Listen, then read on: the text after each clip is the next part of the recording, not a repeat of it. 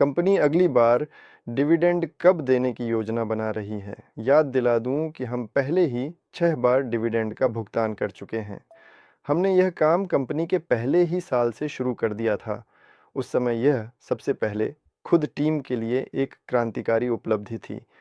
हमने देखा कि हम कमाने में सक्षम हैं, भले ही हम एक शुरुआती स्तर के स्टार्टअप थे। ये स्पष्ट हो गया कि हम इस बाज़ार को समझते हैं, अतिरिक्त मूल्य बना सकते हैं और उसे डिविडेंड के रूप में उन लोगों में बाँट सकते हैं जिन्होंने 2019, 2020 और 2021 में सबसे अधिक जोखिम के स्तर पर कंपनी पर विश्वास किया था और हम आज भी उनके इस भरोसे के लिए बेहद आभारी हैं। मुझे लगता है आप वे नतीजे देख सकते हैं जो हमने हासिल किए हैं। 2024 में हमने डिविडेंड का भुगतान रोक दिया था और इसका कंपनी की वृद्धि पर सकारात्मक असर पड़ा। हमारे प्रोडक्ट पोर्टफोलियो में इजाफा हुआ और हमने अपनी क्षमताओं में काफ़ी प्रगति की। यानी हमने बस पैसे को विकास में फिर से निवेश किया। 2025 भी हमने इसी सोच के तहत बिताया। मैं ईमानदारी से मानता हूं कि यह बहुत सही रणनीतिक रास्ता है, इसलिए डिविडेंड के भुगतान का सवाल फ़िलहाल खुला हुआ है। जनवरी 2026 में हम 2025 के वित्तीय नतीजों का मूल्यांकन करेंगे और दरअसल जनवरी के नतीजों के आधार पर हम डिविडेंड के संभावित भुगतान का फैसला करेंगे। लेकिन आइए आपके साथ मिलकर विचार करें। 6 साल में हमने कुल मिलाकर लगभग $3,50,000 डिविडेंड के रूप में बांटे हैं। क्या यह बड़ी रकम है? शायद यह सुनने में प्रभावशाली लगे, लेकिन जब हम इसे अपने कई हज़ार निवेशकों में बाँटते हैं, तो हमें हकीकत का सामना करना पड़ता है। एक बार में डिविडेंड का अधिकतम भुगतान शायद 3 या $5,000 के आसपास था। निश्चित रूप से यह बड़े हिस्सेदारी वाले निवेशकों के लिए था। हालांकि कई निवेशकों का पोर्टफोलियो काफ़ी छोटा ही रहता है, इसलिए रकम बंट जाती है। क्या हम अभी कुछ लाख डॉलर का भुगतान कर सकते हैं? शायद नहीं, क्योंकि हमारी मुनाफे की स्थिति अभी दूसरी है।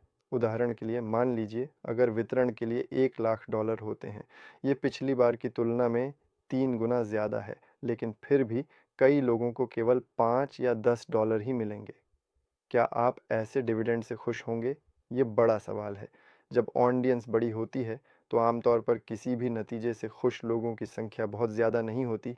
लेकिन देखिए, खुद कंपनी के लिए क्या यह रकम महत्वपूर्ण है? हाँ, बिल्कुल, यह महत्वपूर्ण है। खर्च के लिहाज से हम इन पैसों को उदाहरण के लिए पहली एआई ट्रैकर या चश्मों की खेप जल्दी लॉन्च करने में लगा सकते हैं। उन्हें सही समय पर जल्दी और महंगे दाम पर बेच सकते हैं और इन $1,00,000 को 300 या 500,000 डॉलर में बदल सकते हैं। मैं एक लीडर के तौर पर जाहिर है विकास के दूसरे विकल्प को चुनूंगा। यही प्रबंधन की जटिलता है, किसी को तो फैसला करना ही होता है।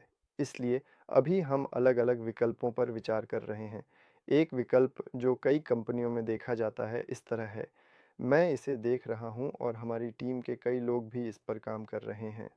हम इस रकम को मान लीजिए $1,00,000 फिक्स कर सकते हैं और कह सकते हैं, देखिए कंपनी को ये पैसे काम के लिए चाहिए।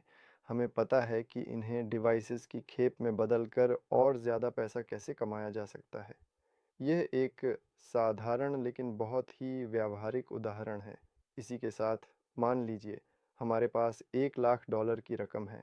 हम इन पैसों को विकास के ख़ास लक्ष्यों के लिए लगाते हैं, जिससे हमारी रफ्तार काफ़ी तेज़ हो जाती है।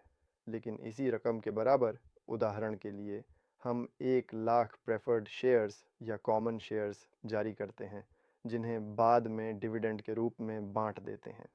इस तरह के विकल्प में कंपनी अपनी गति बनाए रखती है और उपलब्ध संसाधनों का अधिकतम उपयोग करती है। निवेशकों को कंपनी के हिस्से मिलते हैं।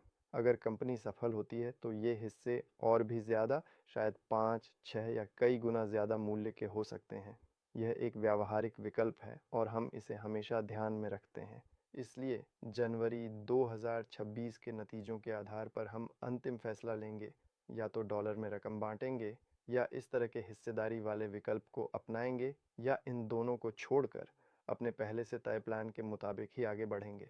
दोनों ही विकल्प पूरी तरह से बाजार के हिसाब से और उचित हैं।